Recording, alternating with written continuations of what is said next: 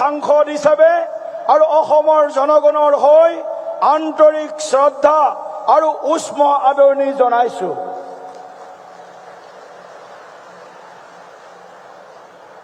माननीय प्रधानमंत्री जी, कोई प्रधानमंत्री चुनाव शुरू करके 7 साल बाद कोई प्रधानमंत्री दरंग के पवित्र भूमि में पधारे है तो आप है माननीय प्रधानमंत्री जी नरेंद्र मोदी जी। मैं जोरदार तालियों के गड़गड़ाहट से खड़ा होकर के सभी को खड़ा होकर के तालियों के गड़गड़ाहट से माननीय प्रधानमंत्री जी को हृदय से स्वागत करने के लिए मैं आमंत्रित करता हूँ, सबको आह्वान करता हूँ।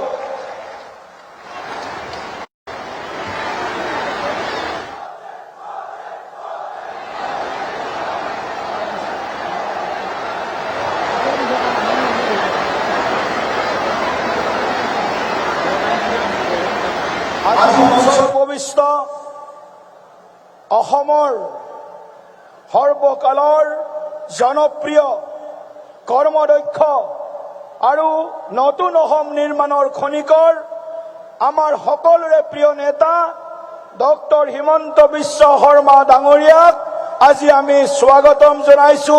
তেখেতকো আমি দৰংবাসীৰ হৈ আন্তৰিকতাৰে উষ্ম আদৰণি জনাইছো।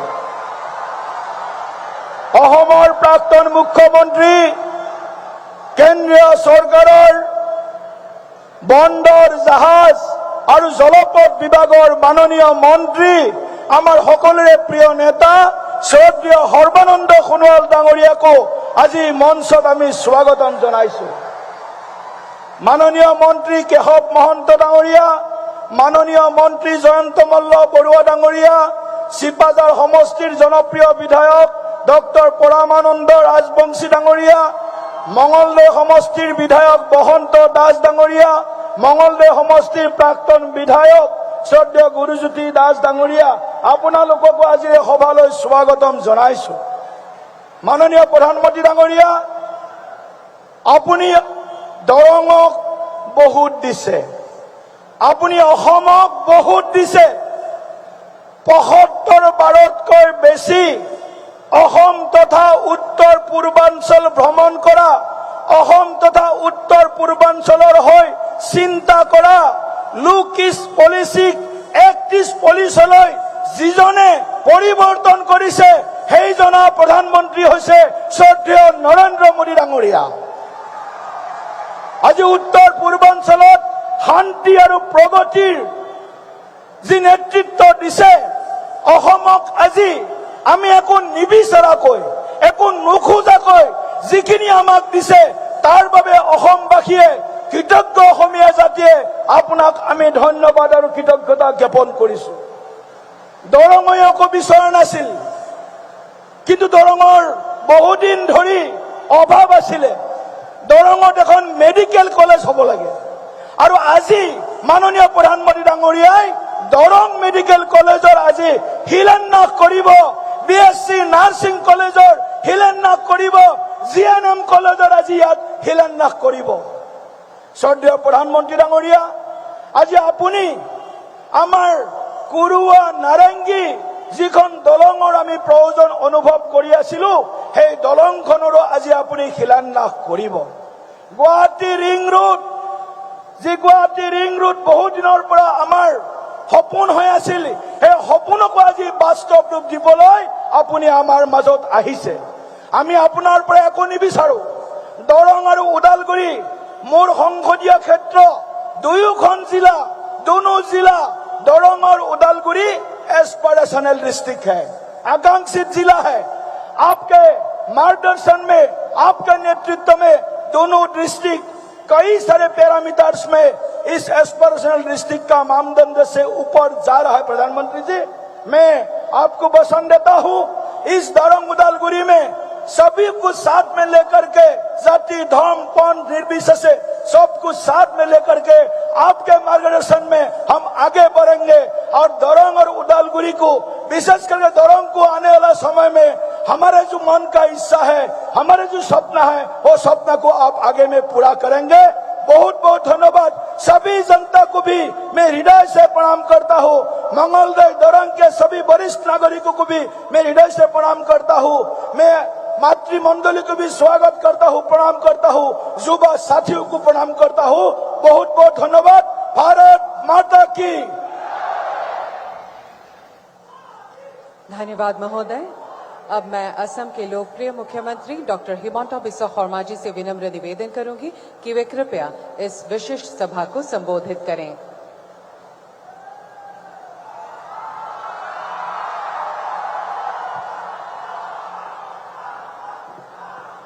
खबर केनेकुआ सकलोरे ভাল লাগিছে নে নাই? পুরা ভাল লাগিছে? भारत माता की, भारत माता की, नरेंद्र मोदी, नरेंद्र मोदी, नरेंद्र मोदी। बहुत बहुत धन्यवाद। আজিৰ সভাত আমাৰ মাজত উপস্থিত বিশ্বৰ সকলোতকৈ জনপ্ৰিয় আৰু অসমবাসীৰ অতিকে আদৰৰ ভাৰতৰ সন্মানীয় প্ৰধানমন্ত্ৰী শ্ৰী নৰেন্দ্ৰ মোদী ডাঙৰীয়া, আমাৰ মাজত উপস্থিত কেন্দ্ৰীয় মন্ত্ৰী আমাৰ সন্মানৰ সৰ্বানন্দ সোণোৱাল ডাঙৰীয়া, ভাৰতীয় জনতা পাৰ্টিৰ সভাপতি দৰং ওদালগুৰিৰ সাংসদ দিলীপ শইকীয়া ডাঙৰীয়া, মন্ত্ৰী কেশৱ মহন্ত ডাঙৰীয়া, জয়ন্ত মল্ল বৰুৱা ডাঙৰীয়া, বসন্ত দাস ডাঙৰীয়া, ডক্টৰ পৰমানন্দ ৰাজবংশী ডাঙৰীয়া, গুৰুজ্যোতি দাস ডাঙৰীয়া, আজিৰ সভাত উপস্থিত আই মাতৃসকল, যুৱক যুৱতী, বন্ধু বান্ধৱীসকল আৰু মোৰ আদৰৰ সন্মানৰ সুধীবৃন্দ, বিকশিত অসম গঢ়াৰ বিশাল কৰ্মযজ্ঞৰ অংশ হিচাপে আজি অলপ সময়ৰ পিছতেই নতুন ভাৰতৰ খনিকৰ মাননীয় প্ৰধানমন্ত্ৰী ডাঙৰীয়াই ৬,৩০০ কোটি টকা ব্যয়েৰে আজি আমাৰ ইয়াত তিনিটাকৈ আঁচনিৰ শুভ উদ্বোধন কৰিব। আজি ৰাজ্যৰ ২৪ সংখ্যক মেডিকেল কলেজ হিচাপে দৰং মেডিকেল কলেজৰ আধাৰশিলা স্থাপন কৰা হ'ব।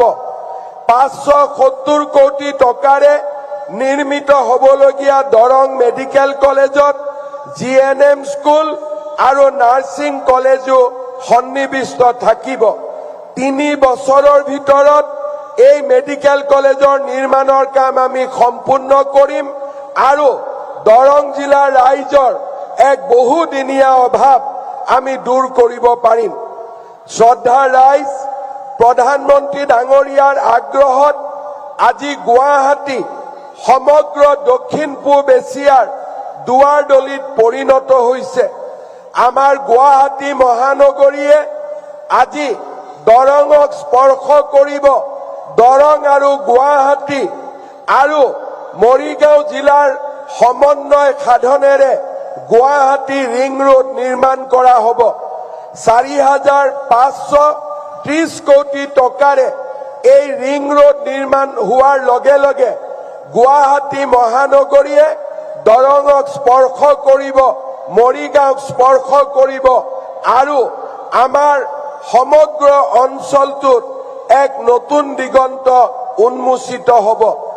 এই আঁচনিৰ অংশ হিচাপে বাইহাটা চাৰিআলিৰ পৰা কুৰুৱা, চন্দ্ৰপুৰ হৈ সোণাপুৰ আৰু তাৰ লগতে কুৰুৱা আৰু নাৰেংগীৰ মাজত ৩ কিলোমিটাৰ দীঘল এখন নতুন ব্ৰহ্মপুত্ৰৰ দলঙো নিৰ্মাণ কৰা হ'ব। এই দলঙৰ বাবে আমাৰ প্ৰধানমন্ত্ৰী নৰেন্দ্ৰ মোদী ডাঙৰীয়াই ১২০০ কোটি টকাৰ অনুমোদন জনাইছে। শ্ৰদ্ধাৰ ৰাইজ, আমাৰ এই দুইটা আঁচনি ৰিং ৰোড আৰু কুৰুৱা নাৰেংগীৰ মাজৰ দলঙে আমাৰ এই গোটেই অঞ্চলটোলৈ এক নতুন অৰ্থনীতি কঢ়িয়াই আনিব। স্যাটেলাইট টাউনশ্বিপ নিৰ্মাণৰ এক নতুন সুবিধা আমাৰ মাজলৈ আহি পৰিব। শ্ৰদ্ধা ৰাইজ, আজিৰ দিনটোত প্ৰধানমন্ত্ৰী ডাঙৰীয়া গোলাঘাটকে ধৰি 18,000 কোটি টকাৰ অসমক উপহাৰ দিব। আপোনালোকে মনত পেলাওক কংগ্ৰেছৰ দিনত কেতিয়াবা একেলগে 18,000 কোটি টকা অসমক উপহাৰ দিয়া হৈছিল নেকি? কেতিয়াবা দিয়া হৈছিলে নেকি? কংগ্ৰেছে কেতিয়াবা আমাক ইমান উপহাৰ দিছিলে নেকি? আজি আমাক কোনে উপহাৰ দিছে? প্ৰধানমন্ত্ৰী নৰেন্দ্ৰ মোদী ডাঙৰীয়াই আজি আমাক এটা দিনতে 18,000 কোটি টকাৰ উপহাৰ লৈ আহিছে। অকল সেয়ে নহয়, অনাগত দিনত নামৰূপত সাৰ কাৰখানা, জাগিৰোডত টাটা ছেমি কণ্ডাক্টৰ, ধুবুৰীৰ চাপৰত বৃহৎ শক্তি উৎপাদন কেন্দ্ৰকে ধৰি আমাৰ ৰাজ্যত আজি অজস্ৰ আঁচনিৰে অসমখনক প্ৰধানমন্ত্ৰী ডাঙৰীয়াই আগুৱাই লৈ যোৱাৰ বাবে প্ৰচেষ্টা কৰিছে। আমি নিশ্চিত যে অহা কিছুদিনৰ ভিতৰতে বাইহাটা চাৰিআলিৰ পৰা তেজপুৰৰ এই ৰাস্তাও আমি 4 লেনযুক্ত ৰাস্তা হিচাপে পাব পাৰিম, সেই বিশ্বাসো মোৰ মাজত আছে। মই পুনৰ এবাৰ আপোনালোকক শুভেচ্ছা জনাইছো আৰু আমি আপোনালোকক কথা দিছো যে অসমৰ বিকাশৰ বাবে, অসমৰ উন্নয়নৰ বাবে আমি প্ৰতিটো ক্ষণ, প্ৰতিটো মুহূৰ্ত আমি আপোনালোকৰ বাবে কাম কৰিম আৰু অসমখনক ভাৰতৰ এখন সৰ্বশ্ৰেষ্ঠ ৰাজ্যলৈ ৰূপান্তৰ কৰিম। শ্ৰদ্ধা ৰাইজ, আজি পবিত্ৰ কৃষ্ণৰ জন্মৰ এটা দিন, আমি যাক কৃষ্ণ জন্মাষ্টমী ৰূপে পালন কৰো। ভাৰতৰ আধ্যাত্মিক জগতত ভগৱান শ্ৰীকৃষ্ণক আমি সৰ্বোচ্চ হিচাপে মানি লওঁ আৰু কৃষ্ণৰ কৃপাতে সকলো কাম সমাধান হয়, তাক আমি বিশ্বাস কৰো। কৃষ্ণৰ জন্মাষ্টমী হিচাপে আজিৰ দিনটো আমি ঠিক কৰা নাছিলো, কিন্তু আমাৰ বাবে সৌভাগ্য যে অসমৰ বাবে কেইবাটাও বৃহৎ আঁচনিৰ উদ্বোধনৰ দিন এই কৃষ্ণ জন্মাষ্টমী দিনটোতে আৰম্ভ হৈছে আৰু ভগৱানে ওপৰৰ পৰা পুষ্প বৃষ্টি কৰি অসমৰ ৰাইজক আশীৰ্বাদ দিছে। মই আশীৰ্বাদ আৰু নৰেন্দ্ৰ মোদী ডাঙৰীয়াৰ নেতৃত্বত আমি আমাৰ ৰাজ্যখনক দুগুণ গতিৰে বিকাশৰ গতিত আগুৱাই লৈ যাব পাৰিম। মই অসমবাসী ৰাইজৰ হৈ প্ৰধানমন্ত্ৰী ডাঙৰীয়াক ধন্যবাদ জনাইছো। যোৱাকালি গুৱাহাটীত ভাৰত ৰত্ন ভূপেন হাজৰিকাক যি ধৰণে প্ৰধানমন্ত্ৰী ডাঙৰীয়াই সন্মানিত কৰিলে, ই প্ৰতিগৰাকী অসমীয়াৰ হৃদয় স্পৰ্শ কৰিছে আৰু আমি প্ৰধানমন্ত্ৰী ডাঙৰীয়াক অন্তৰৰ গভীৰতম কোণৰ পৰা ধন্যবাদ জনাইছো যে আপুনি আজি অসমলৈ আহি অসমৰ সন্মান ভাৰত ৰত্ন ভূপেন হাজৰিকা ডাঙৰীয়াক সন্মানিত কৰিলে। শ্ৰদ্ধা ৰাইজ, কেইদিনমান আগতে প্ৰধানমন্ত্ৰী ডাঙৰীয়াই কেবিনেটত অসমৰ বাবে ইণ্ডিয়ান ইনষ্টিটিউট অফ মেনেজমেণ্ট তাক স্বীকৃতি দিছে আৰু কেইবাটাও নতুন গুৰুত্বপূৰ্ণ আঁচনি ভাৰত চৰকাৰৰ বিবেচনাধীন হৈ আছে। মই বিশ্বাস কৰো এই আটাইবোৰ আঁচনি যেতিয়া আমি ধৰাতললৈ আনিব পাৰিম, আমাৰ অসমখন ভাৰতৰ ভিতৰতে এখন বিকশিত ৰাজ্য হিচাপে মূৰ দাঙি উঠিব। সন্ত্ৰাসৰ পিছত, হিংসাৰ ৰাজনীতিৰ পিছত এটা পৰিৱেশ আজি অসমত নিৰ্মাণ হৈছে, সেয়া হৈছে বিকাশৰ পৰিৱেশ, সেয়া হৈছে উন্নয়নৰ পৰিৱেশ। এক আন্দোলন বিবৰ্জিত পৰিৱেশত আজি অসমে নতুন দিগন্তলৈ গতি কৰিছে। মই অসমৰ ৰাইজক ধন্যবাদ জনাম যোৱা 5টা বছৰত আপোনালোকে আমাক যি ধৰণে সহযোগিতা কৰিলে আজি তাৰ বাবে আমি এখন নতুন অসমৰ সপোন দেখিবলৈ সক্ষম হৈছো। মই বিশ্বাস কৰো যে আমাৰ ৰাইজৰ আশীৰ্বাদত আমি এনেকৈয়ে এটাৰ পিছত এটা নতুন নতুন আঁচনিৰে আমি ৰাজ্যখনক আগুৱাই লৈ যাব পাৰিম। আমি যেতিয়া গুৱাহাটীৰ ৰিং ৰোডৰ কথা কৈছিলো একাংশ লোকে আমাক হাঁহিছিলে। আজি ৰিং ৰোড বাস্তৱত ৰূপায়িত হল।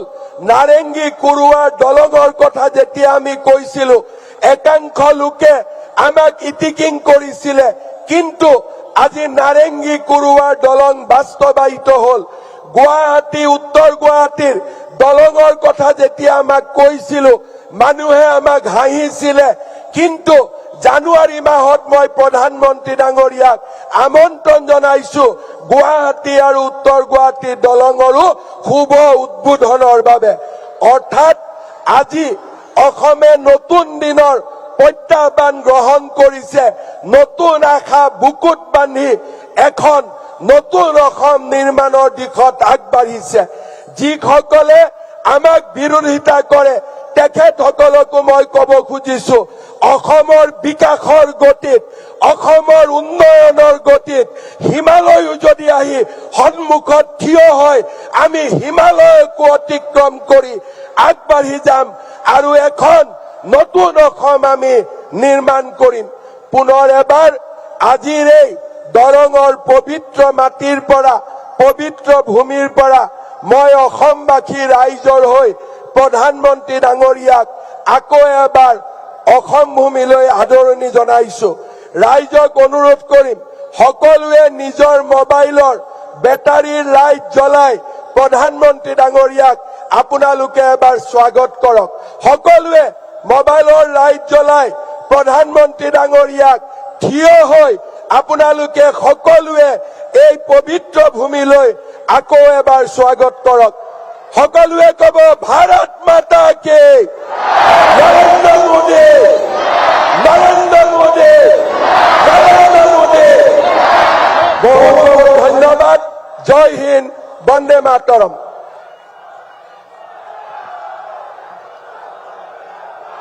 धन्यवाद महोदय।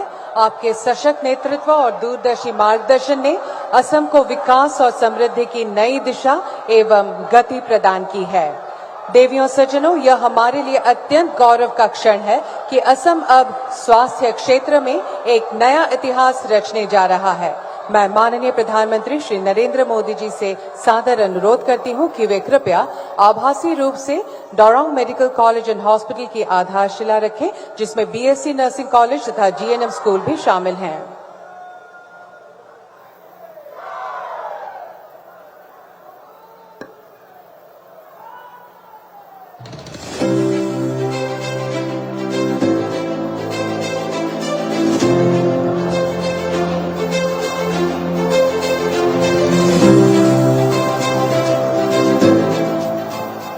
धन्यवाद महोदय। देवियों सज्जनों, अब हम आपके समक्ष डोरोंग मेडिकल कॉलेज एंड हॉस्पिटल पर आधारित एक वृत्त चित्र प्रस्तुत करेंगे। अपनी अद्भुत प्राकृतिक सुंदरता के साथ नरेंद्र मोदी जी के विकसित भारत के सपने को साकार करता असम। पिछले 10 वर्षों में प्रधानमंत्री श्री नरेंद्र मोदी जी के विजन और मुख्यमंत्री श्री हिमंत बिस्वा शर्मा जी के दूरदर्शी नेतृत्व में असम ने विकास की एक नई गाथा लिखी है। इसी क्रम में स्वास्थ्य सेवाओं को भी सर्वोच्च प्राथमिकता दी गई है।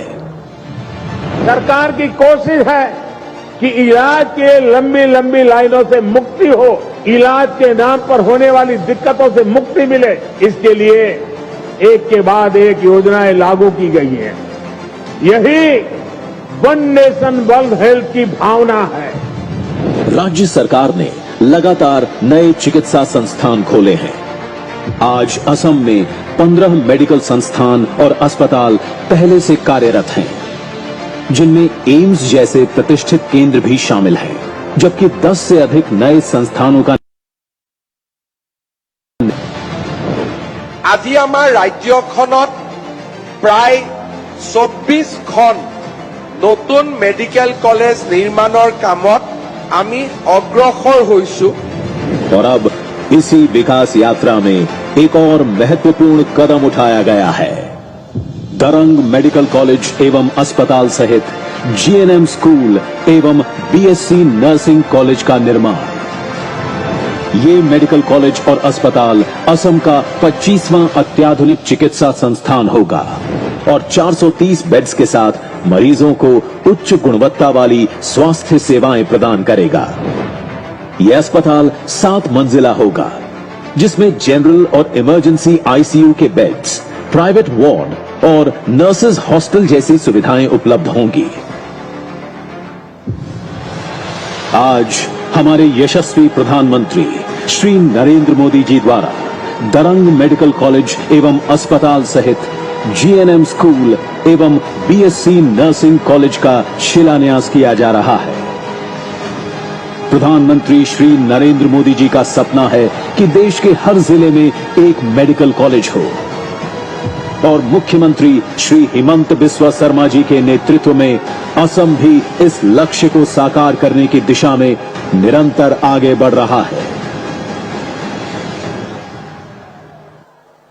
धन्यवाद।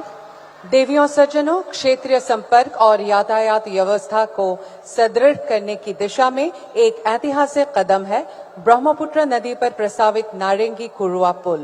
मैं हमारे आज के मुख्य अतिथि माननीय प्रधानमंत्री महोदय से पुनः अनुरोध करूंगी कि वे आभासी रूप से ब्रह्मपुत्र नदी पर बनने वाले नारंगी कुरुआ पुल की आधारशिला रखने की कृपा करें।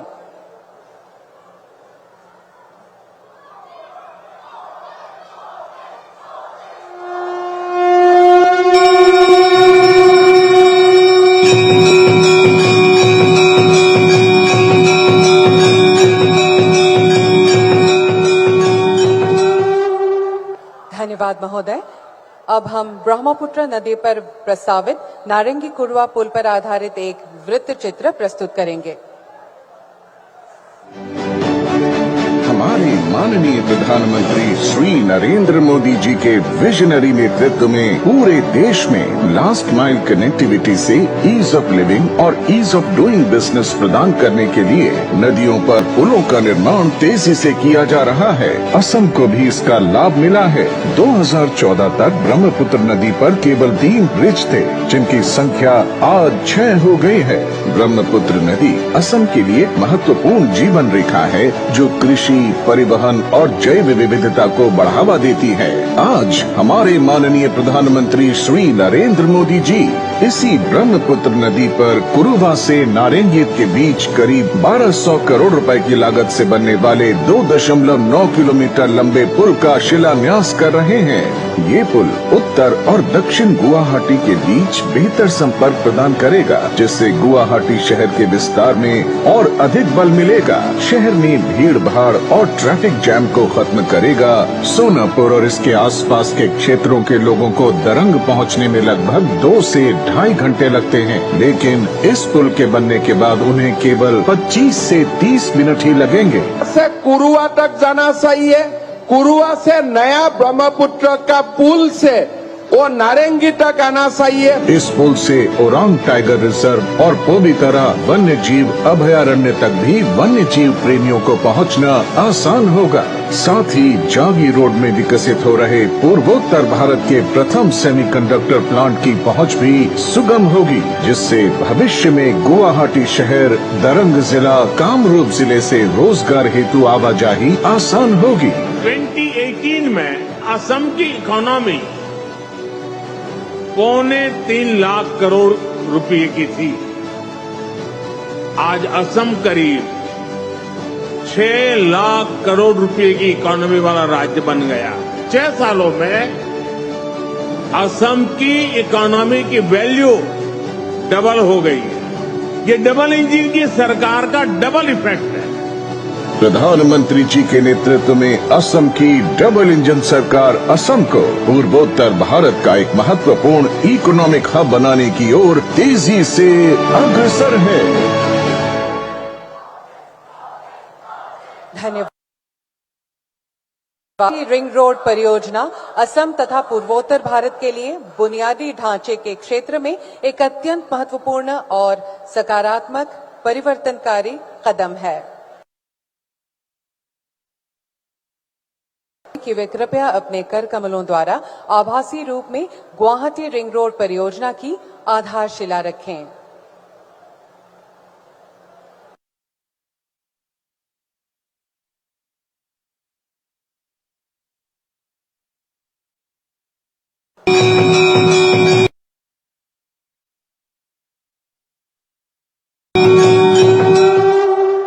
धन्यवाद महोदय। योजना पर आधारित एक संक्षिप्त वृत्त चित्र प्रस्तुत करेंगे। हमारे माननीय प्रधानमंत्री श्री नरेंद्र मोदी जी के गतिशील नेतृत्व में देश के राष्ट्रीय राजमार्ग नेटवर्क में अभूतपूर्व वृद्धि हुई है, जिसने देश की तस्वीर ही बदल दी है। असम और पूरे पूर्वोत्तर राज्यों को भी इसका लाभ मिला है। 2014 तक यहाँ सिर्फ 10,000 किलोमीटर नेशनल हाईवे हुआ करते थे। पिछले 10 वर्षों में ही हमने 6,000 किलोमीटर के नए नेशनल हाईवे बनाए हैं।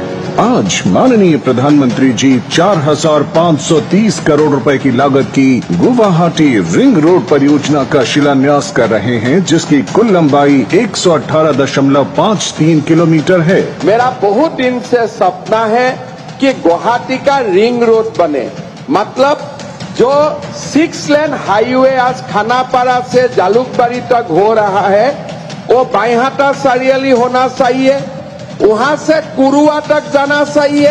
ये परियोजना 55.54 किलोमीटर लंबे ग्रीनफील्ड कॉरिडोर को समेटे हुए है, जो क्षेत्र के लिए परिवर्तनकारी कदम होगा। इसके अलावा इसने खानापारा से जोराबाट तक के राजमार्ग को 6 लेन में विकसित करना भी शामिल है, जिससे यातायात अधिक सुगम होगा। गुवाहाटी रिंग रोड परियोजना मौजूदा मार्ग को बाईहाटा, चरियाली और सोनापुर से जोड़कर एक वैकल्पिक मार्ग प्रदान करेगी, जिससे गुवाहाटी शहर में यातायात का दबाव कम होगा। पूर्वोत्तर राज्यों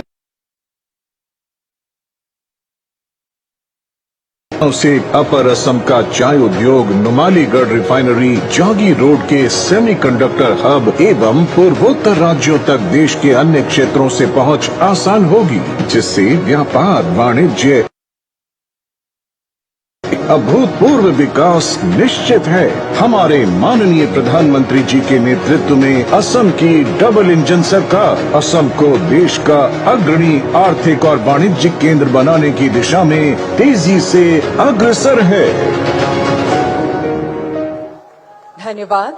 अब मैं सर्वजन प्रिय माननीय प्रधानमंत्री श्री नरेंद्र मोदी जी से करवत निवेदन करती हूं कि वे कृपया अपने ओजस्वी और प्रेरणादायी उद्बोधन से हम सभी को प्रेरित और मार्गदर्शित करें।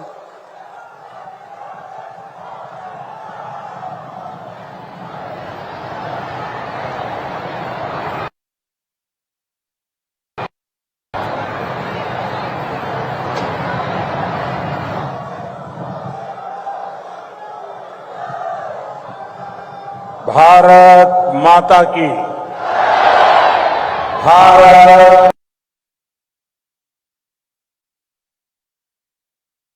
की। असम के लोकप्रिय मुख्यमंत्री हिमंता बिस्वा शर्मा जी, केंद्रीय मंत्रिमंडल के मेरे सहयोगी श्री सर्बानंद सोनोवाल जी, असम सरकार के सभी मंत्रीगण, सांसद और विधायकगण, अन्य जनप्रतिनिधि और लगातार बारिश के बावजूद भी इतनी बड़ी तादाद में आप सब आशीर्वाद देने आए, ऐसे मेरे प्यारे भाइयों बहनों नमस्कार।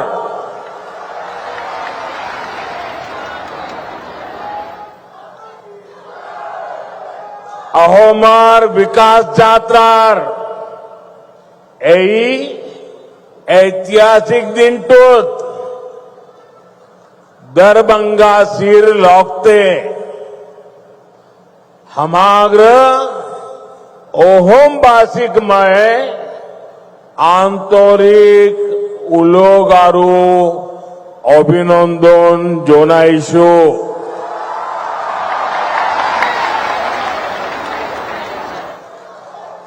साथियों, ऑपरेशन सिंदूर के बाद कल मेरा पहली बार आसाम आना हुआ है। मां कामाख्या के आशीर्वाद से ऑपरेशन सिंदूर को जबरदस्त सफलता मिली। इसलिए आज मां कामाख्या की इस धरती पर आकर एक अलग ही पुण्य अनुभव हो रहा है और ये भी सोचने में सुहागा है कि इस क्षेत्र में आज जन्माष्टमी मनाई जा रही है, तो आप सबके बीच जन्माष्टमी के पावन पर्व पर आप सबको भी बहुत बहुत शुभकामनाएं देता हूं। और लाल किले से मैंने कहा था, चक्रधारी मोहन को याद किया था, श्री कृष्ण को याद किया था और मैंने भविष्य की सुरक्षा नीति में एक सुदर्शन चक्र की कल्पना को लोगों के सामने रखा है। साथियों, हमारा ये मंगलदोई तो वो स्थान है जहां संस्कृति की त्रिवेणी, इतिहास के गौरव और भविष्य की आशा सबका संगम एक साथ होता है। ये क्षेत्र असम की पहचान का भी केंद्र बिंदु है।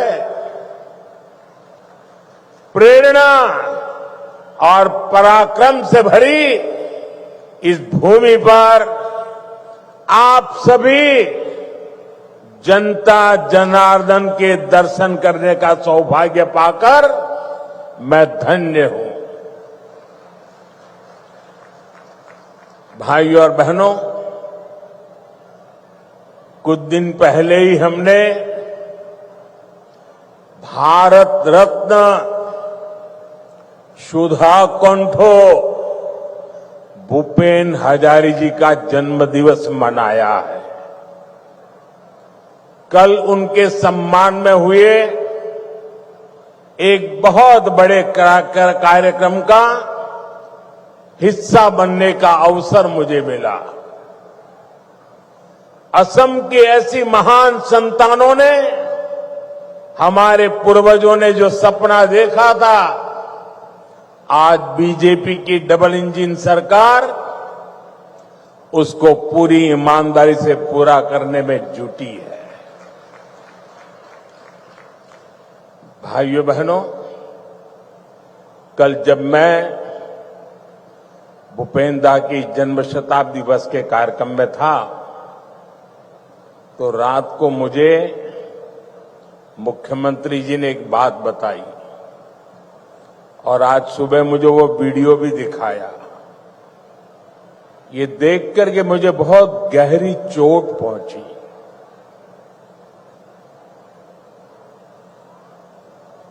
कांग्रेस पार्टी के अध्यक्ष का बयान उन्होंने मुझे दिखाया। जिस दिन भारत सरकार ने इस देश के महान सपूत असम के गौरव भूपेन दा हजारिका जी को भारत रत्न दिया, उस दिन कांग्रेस पार्टी के अध्यक्ष ने बयान दिया था, उस समय मेरे ध्यान में नहीं आया था, आज मुझे वो दिखाया गया। कांग्रेस पार्टी के अध्यक्ष ने कहा था कि ये मोदी नाचने गाने वालों को भारत रत्न दे रहा है। साथियों, 1962 में चाइना के साथ जो जंग हुआ, उसके बाद पंडित नेहरू ने जो कहा था, वो घाव नॉर्थ ईस्ट के लोगों के वो घाव आज भी नहीं भरे हैं। और उस घाव पर कांग्रेस की वर्तमान पीढ़ी भी नमक छिड़कने का काम कर रही है। मैं आमतौर पर मुझे कितने ही गालियां दे, मैं तो भगवान शिव का भक्त हूं, सारा जहर निगल देता हूं।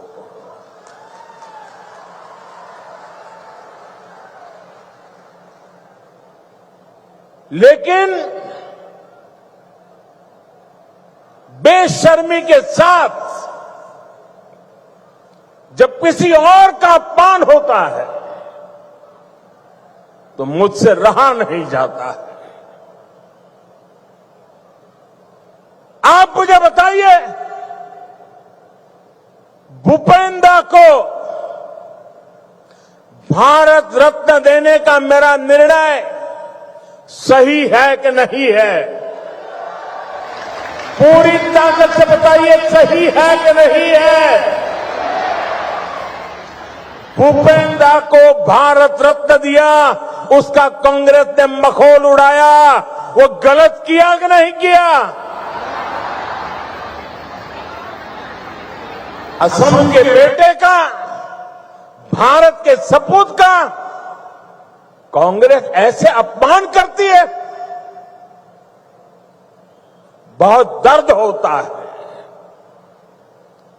साथियों, मैं जानता हूं इनकी पूरी इकोसिस्टम आज टूट पड़ेगी मुझ पर कि मोदी फिर से रोना रोने लगा। मेरे लिए तो जनता जनार्दन ही मेरा भगवान है, और मेरे भगवान के पास जाकर के मेरे आत्मा की आवाज वहां नहीं निकलेगी तो कहां निकलेगी? यही मेरे मालिक है, यही मेरे पूजनीय है, यही मेरा रिमोट कंट्रोल है। मेरा और कोई रिमोट कंट्रोल नहीं है, 140 करोड़ देशवासी मेरा रिमोट कंट्रोल है।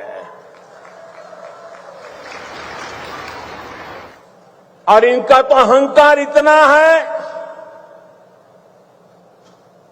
कि नामदार जब कामदार की पिटाई करते हैं और दर्द के कारण अगर कामदार के मुंह से दर्द की आवाज निकल जाए तो उस पर ज्यादा जुल्म करते हैं कि तुम्हें रोने का भी अधिकार नहीं है, तुम नामदार के सामने कामदार होकर के कैसे रो सकते हो? ऐसा अहंकार सार्वजनिक जीवन में शोभा नहीं देता है। असम के लोगों ने, देश के लोगों ने, संगीत प्रेमी लोगों ने, कला प्रेमी लोगों ने, भारत की आत्मा के लिए जी जान लगाने वाले लोगों ने कांग्रेस से जवाब मांगना चाहिए कि आपने भूपेंद्र का अपमान क्यों किया? भाइयों बहनों, असम की सांस्कृतिक विरासत का सम्मान, संरक्षण और असम का तेज विकास, ये डबल इंजन सरकार की प्राथमिकता रही है। जरा एसपीजी के लोग, कोई भाई वो चित्र बना के लाए हैं, वो शायद देना चाहते हैं। जो चित्र बना के लाए हैं उनसे मेरी प्रार्थना है कि आप पीछे अपना नाम पता लिख लीजिए। मैं जरूर आपको चिट्ठी लिखूंगा। बहुत सुंदर तस्वीर आपने मेरी मां की तस्वीर भी बनाई है। असम का ये प्यार मैं कभी भूल नहीं सकता हूं। वो एक नौजवान कब से एक गमोछा लेकर के खड़ा है, वो भी ले लीजिए। मेरे लिए तो ये जन्माष्टमी का प्रसाद है। आसाम की कोई गरीब मां ने ये गमोछा बनाया होगा। बहुत बहुत धन्यवाद भैया आपके इस प्रसाद के लिए। मैं आपका बहुत आभारी हूं। मुझे मिल जाएगा, दे दीजिए भैया, मिल जाएगा। मैं बहुत आभारी हूं आपका। एक और भी ले लीजिए, शायद वो हेमंता को देना चाहता है, हेमंता को देना चाहता है।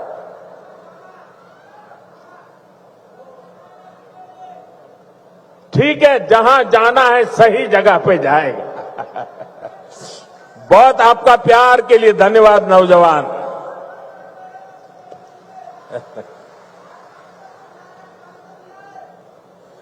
देखिए, काफी बच्चे कुछ चित्र बना के लाए, जरा ले लो भाई। इतना प्यार बरसा रहे हैं लोग।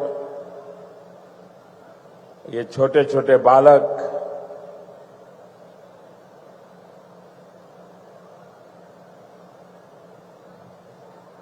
ऐसा सौभाग्य कहां मिलता है भाई।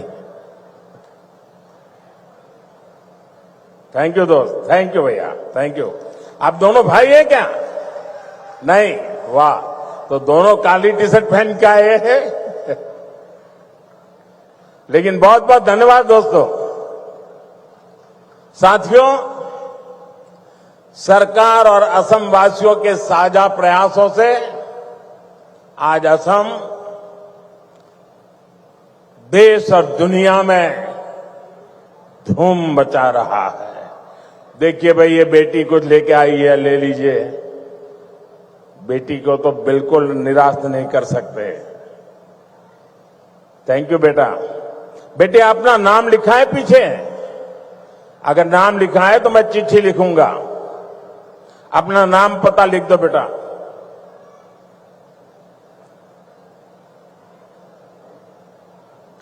साथियों, आज भारत दुनिया का सबसे तेजी से ग्रो करने वाला देश है।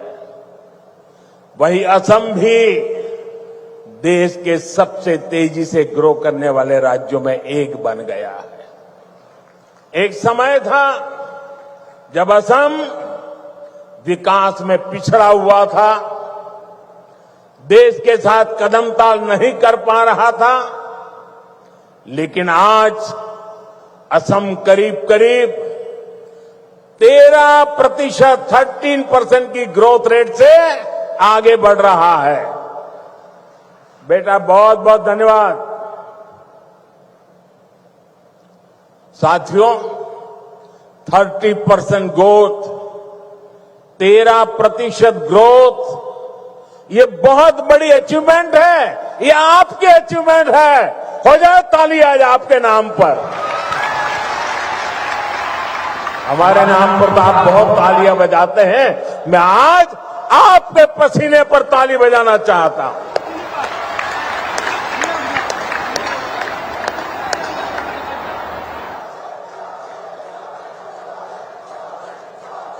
ये सफलता असम वासियों के परिश्रम और बीजेपी की डबल इंजन सरकार के साझा प्रयासों का परिणाम है।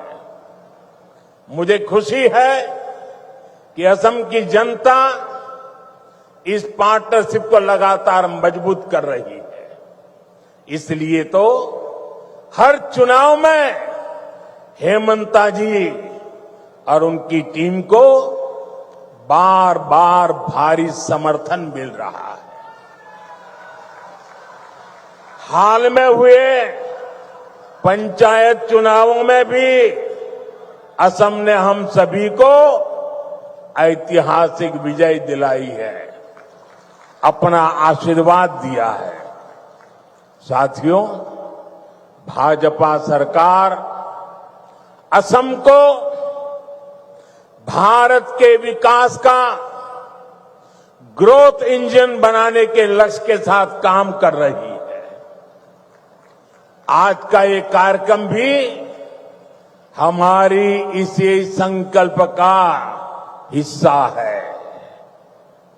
अभी कुछ देर पहले इस मंच से करीब 6,500 करोड़ रुपए की विकास योजनाओं का शिलान्यास हुआ है। हमारी डबल इंजन सरकार असम को टॉप के कनेक्टेड स्टेट और टॉप के हेल्थ केयर हब के रूप में विकसित कर रही है। ये प्रोजेक्ट्स इसी संकल्प को और सशक्त करेंगे। आप सभी को दरांग मेडिकल कॉलेज और अस्पताल के लिए, हाईवे के लिए, रिंग रोड के लिए बहुत बहुत बधाई। साथियों, पूरा देश आज विकसित भारत के निर्माण के लिए एकजुट होकर आगे बढ़ रहा है। खास तौर पर हमारे जो नौजवान साथी हैं, उनके लिए विकसित भारत सपना भी है और संकल्प भी है। और इस संकल्प की सिद्धि में हमारे नॉर्थ ईस्ट की बहुत बड़ी भूमिका है। ये मैं सिर्फ इसलिए नहीं कह रहा हूं कि मुझे आप लोगों के प्रति बहुत प्यार है, बहुत सम्मान है, नॉर्थ ईस्ट के प्रति मेरा लगाव है, सिर्फ इसलिए नहीं कह रहा हूं। मैं इसलिए कह रहा हूं, इसके पीछे ठोस कारण है। आजादी के बाद बड़े शहर, बड़ी इकोनॉमी, बड़े बड़े कारखाने पश्चिम और दक्षिण भारत में ही विकसित हुए। इस दौरान पूर्वी भारत का बहुत बड़ा इलाका, बहुत बड़ी आबादी विकास की दौड़ में पीछे रह गई। अब भाजपा सरकार इस स्थिति को बदल रही है। 21वीं सदी के 25 साल बीत चुके हैं। जिस 21वीं सदी के हम गीत गाते रहे ना, कांग्रेस के जमाने से सुन रहे थे 21वीं सदी आ रही है, 21वीं सदी आ रही है। आकर के भी 1/4 समय तो पूरा हो गया। अब 21वीं सदी का ये अगला हिस्सा ईस्ट का है, नॉर्थ ईस्ट का है। अब आपका टाइम आया है, असम का, नॉर्थ ईस्ट का समय आया है, आपका समय आया है। मेरे नौजवानों, अब समय आपकी मुट्ठी में है। भाई एक और बच्चा कुछ लेके आ गया, ले लीजिए भाई।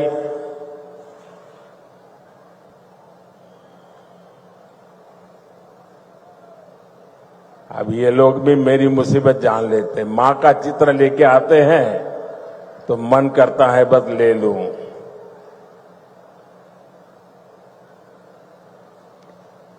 दे दो बेटे, ये मेरे साथी हैं। पीछे अपना नाम पता लिख लेना, मैं कलेक्ट कर लूंगा इसको, आपको चिट्ठी लिखूंगा। जरा ये लेकर के दे दीजिए भी एसपीजी वालों को। साथियों, किसी भी क्षेत्र के तेज विकास के लिए तेज कनेक्टिविटी बहुत जरूरी है। इसलिए हमारी सरकार का बहुत अधिक फोकस नॉर्थ ईस्ट में कनेक्टिविटी पर रहा है। रोड, रेल, एयर जैसी physical connectivity, 5G, internet, broadband जैसी डिजिटल कनेक्टिविटी, इससे आप लोगों को सुविधा मिली, जीवन आसान हुआ, बिजनेस करना आसान हुआ। इस कनेक्टिविटी से आप लोगों के लिए घूमना फिरना आसान हुआ, टूरिज्म का विस्तार हुआ और इसने यहां के हमारे नौजवानों के लिए नौकरी के, रोजगार के नए अवसर भी बनाए। साथियों, कनेक्टिविटी के इस महाअभियान का असम को भी बहुत लाभ मिला है। मैं आपको एक उदाहरण देता हूं। आजादी के 6 दशक तक दिल्ली में कांग्रेस की सरकार रही। असम में दशकों तक कांग्रेस रही, लेकिन कांग्रेस ने 60-65 सालों में ब्रह्मपुत्र पर सिर्फ 3 पुल बनाए। 60-65 साल में 3। फिर आपने हमें सेवा करने का मौका दिया और 1 दशक में हमारी सरकार ने 6 बड़े ब्रिज बना दिए। 6 बड़े ब्रिज। अब मुझे बताइए, इतना काम करेंगे तो आप खुश होंगे कि नहीं होंगे? आपके आशीर्वाद मिलेंगे कि नहीं मिलेंगे? आपका प्यार मिलेगा कि नहीं मिलेगा? आप खुश हैं ना?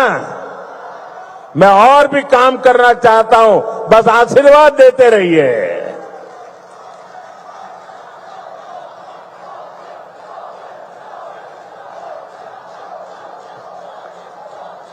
आज भी कुरवा नारंगी ब्रिज का शिलान्यास हुआ है।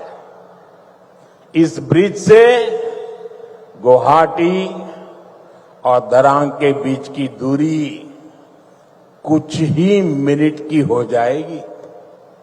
इससे आम लोगों के समय और पैसे की बचत होगी, ट्रांसपोर्टेशन सस्ता होगा, टाइम कम लगेगा, ट्रैफिक की परेशानियां कम होगी और इसके कारण कीमतें भी कम होती है।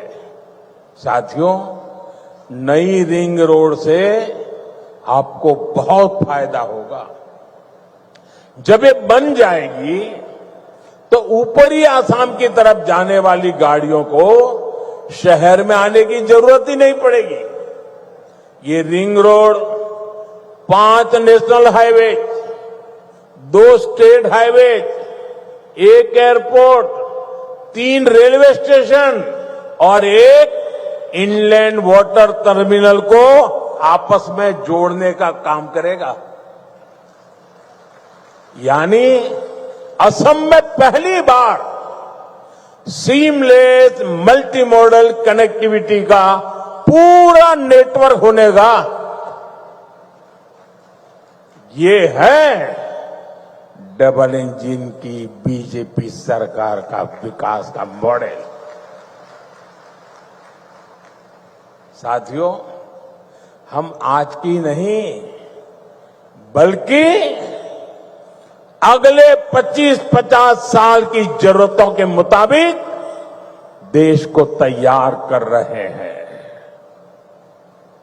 क्योंकि 2047 जब आजादी के 100 साल होंगे ना, विकसित भारत बना के रहना है दोस्तों।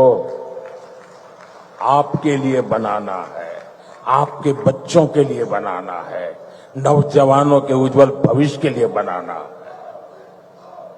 इसी कड़ी में मैंने लाल किले से घोषणा की थी कि अब जीएसटी में नेक्स्ट जनरेशन रिफॉर्म होगा। आज मैं इस रिफॉर्म की खुशखबरी के साथ आपके बीच आया हूं। आज से ठीक 9 दिन के बाद नवरात्रि का पहला दिन होगा। जीएसटी की दरें बहुत कम हो जाएगी और इससे असम के, देश के हर परिवार को फायदा होगा। रोजमर्रा की बहुत सारी चीजें और सस्ती हो जाएगी। हमने सीमेंट पर टैक्स कम किया है। इसके लिए जिसको घर बनाना है उसका खर्चा कम होगा। कैंसर जैसी अनेक गंभीर बीमारियों की अनेक महंगी दवाएं सस्ती हो जाएगी। बीमा कराना सस्ता हो जाएगा। और जिस नौजवानों को मोटरसाइकिल लेनी है, नई कार खरीदनी है, वो भी सस्ती हो जाएगी। आजकल आप देखते होंगे मोटर कंपनियों में ऐसी होड़ मची है, एडवर्टाइजमेंट दे रहे हैं 60,000 कम, 80,000 कम, 1 लाख रुपया कम, लगातार इससे जुड़े विज्ञापन दे रहे हैं। यानी माताएं बहनें हो, नौजवान हो, किसान हो, दुकानदार हो, सबका फायदा होने वाला है। ये फैसला आपके त्योहारों की चमक और बढ़ाने वाला है। साथियों, इन त्योहारों में आपको मेरी एक बात भी ध्यान रखनी है। मैं अपनी बात बताऊं? मैं मेरी बात बताऊं? आप कहो तो बताऊं? सबके सब हाथ ऊपर करके बताइए, बताऊं? मेरी बात मानोगे? बैठो बेटा, बैठो। थैंक यू बेटा, थैंक यू। उसको तकलीफ मत दीजिए, उसको शारीरिक तकलीफ है। प्लीज उसको परेशान मत कीजिए, ले लेंगे। जरा कैमरामैन वो चिट्ठी ले लो, उनसे चिट्ठी ले लो। कोई नौजवान, बैठो बेटा, आप परेशान मत होना, उसको परेशान मत कीजिए। अरे भाई, उसको तकलीफ हो रही है भाई। मेरा प्रणाम भैया, उसको परेशान मत कीजिए प्लीज। उसको, मुझे अच्छा नहीं लगता है भैया, प्लीज। आप यहां तक आए, शरीर को इतना कष्ट देकर के आए, मैं आपका आभारी हूं। साथियों, जरा फिर से हाथ करके बताइए, मैं जो कहूंगा मेरी बात मानोगे? ऐसा नहीं, सबका हाथ ऊपर होना चाहिए, उधर भी। मेरी बात मानोगे? पक्का मानोगे? इतना कर लीजिए, देश आगे बढ़ जाएगा। तो मेरे लिए नहीं, मैं आपसे देश के लिए मांग रहा हूं। मैं आपसे आपके बच्चों के उज्जवल भविष्य के लिए मांग रहा हूं। और मैं आपसे यही कहता हूं कि आप मुझे वादा कीजिए, अब जो भी खरीदेंगे वो स्वदेशी होगा। खरीदेंगे, स्वदेशी खरीदेंगे, मेड इन इंडिया खरीदेंगे। और मेरी स्वदेशी की व्याख्या बहुत सिंपल है। कंपनी किसी भी देश से क्यों ना आई हो, नाम किसी भी देश का क्यों ना हो, लेकिन वो हिंदुस्तान में ही बना होना चाहिए। पैसा दुनिया के किसी भी देश ने लगाया हो, लेकिन पसीना मेरे देश के नौजवानों का होना चाहिए।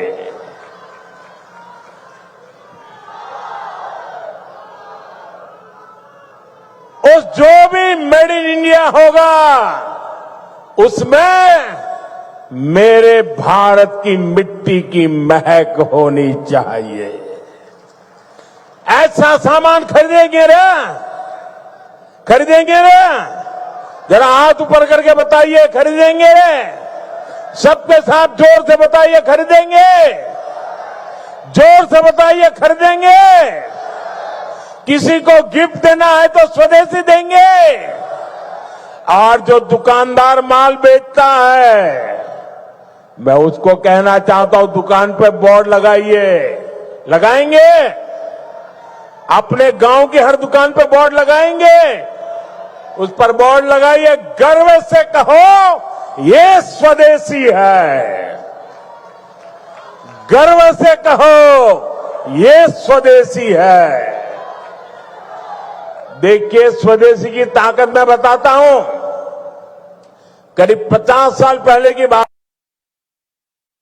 मैं कन्याकुमारी में कुछ समय के लिए वहां रहता था, और ये गमोथा कितने ही सालों से मेरे साथ होता है। मेरी बैग में भी 3-4 होते ही होते हैं।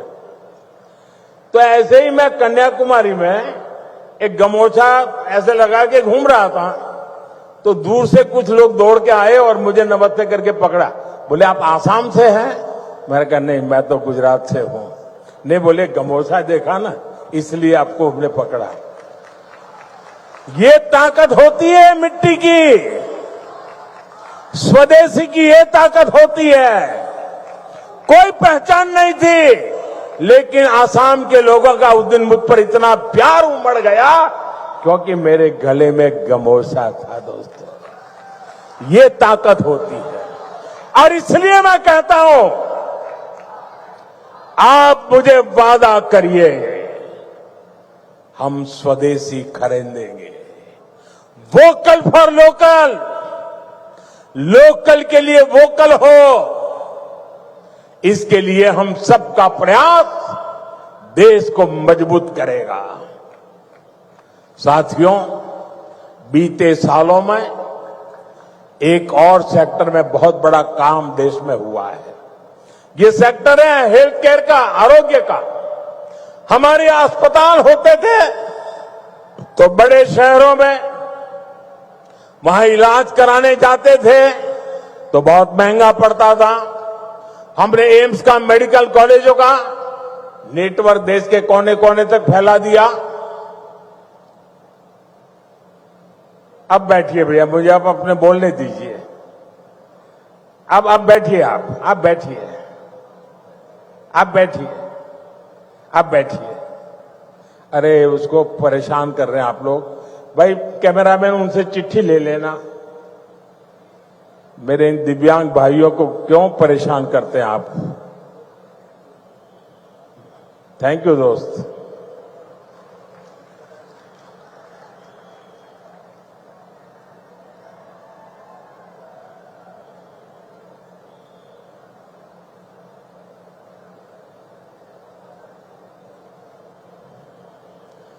यहां असम में तो विशेष तौर पर कैंसर के हॉस्पिटल भी बनाए गए। बीते 11 वर्षों के दौरान भारत में मेडिकल कॉलेजों की संख्या 2 गुनी हो गई है। यानी आजादी के 60-65 सालों में जितने मेडिकल कॉलेज बने,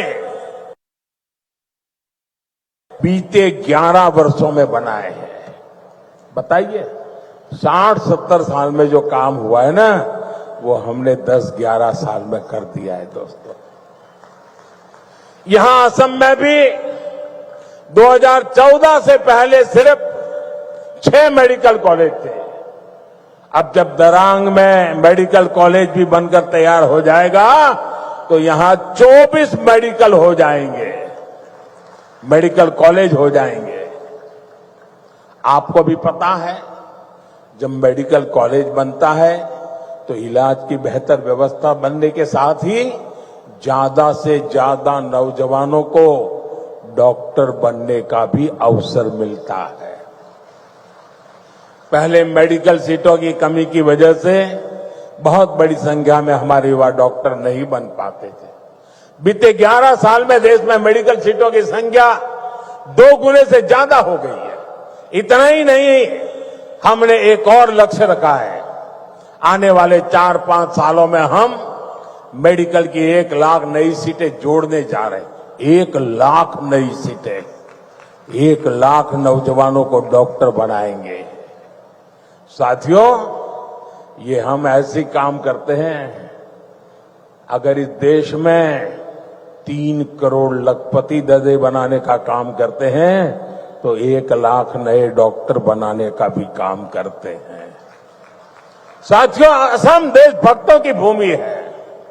विदेशी आक्रांताओं से देश की रक्षा हो या फिर आजादी की लड़ाई में बलिदान हो, असम की भूमिका बहुत बड़ी है।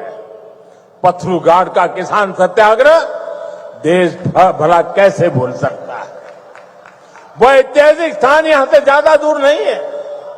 आज जब मैं बलिदानियों की ऐसी पावन भूमि पर खड़ा हूं तो कांग्रेस की एक और करतूत से पर्दा हटाना जरूरी है। कांग्रेस अपनी राजनीति के लिए हर ऐसे व्यक्ति, हर ऐसे विचार के साथ खड़ी होती है जो भारत विरोधी हो। अभी ऑपरेशन सिंदूर के दौरान भी हमने यही देखा। जब कांग्रेस सत्ता में थी तो पूरा देश आतंक से लहूलुहान होता था। कांग्रेस चुपचाप खड़ी रहती थी।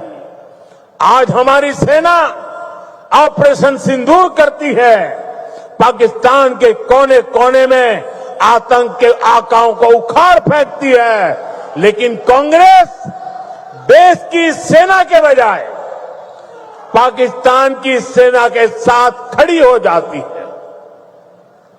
कांग्रेस के लोग हमारी सेना के बजाय आतंकियों को पालने वालों के एजेंडे को आगे बढ़ाते हैं। पाकिस्तान का झूठ कांग्रेस का एजेंडा बन जाता है। इसलिए आपको कांग्रेस से हमेशा सतर्क रहना है। साथियों, कांग्रेस के लिए अपने वोट बैंक का हित ही सबसे बड़ा है। कांग्रेस देश हित की कभी परवाह नहीं करती।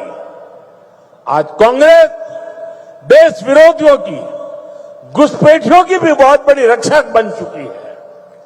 कांग्रेस जब सत्ता में थी तो घुसपैठ को बढ़ावा देती थी।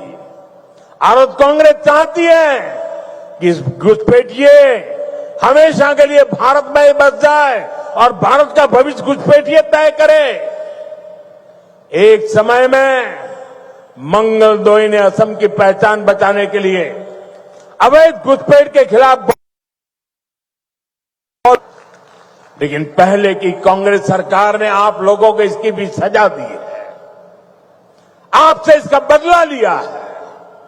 कांग्रेस ने यहां जमीन पर अवैध कब्जे होने दिए, हमारे आस्था के स्थानों पर, हमारे किसानों के, आदिवासियों के हक की जमीन पर डाका डाला। बीजेपी एनडीए सरकार बनने के बाद अब उन स्थितियों को बदला जा रहा है, आया जा रहा है। हेमंता जी के नेतृत्व में असम में लाखों बीघा जमीन घुसपैठियों से मुक्त की जा चुकी है। दरांग जिले में भी बहुत बड़ी जमीन से कब्जा हटाया गया है। यहां गोरूखुंटी इलाके में कांग्रेस के समय घुसपैठियों का कब्जा था। आज वो जमीन वापस ले जा चुकी है। अब वहां किसानों के लिए गोरू पल रही है। वहां के नौजवान अब कृषि सैनिक बनकर खेती कर रहे हैं। सरसों, मक्का, उड़द, तिल, कद्दू सब कुछ वहीं उग रहा है। यानी जो जमीन कभी घुसपैठियों के कब्जे में थी, आज वही जमीन असम के कृषि विकास का नया केंद्र बन गई है।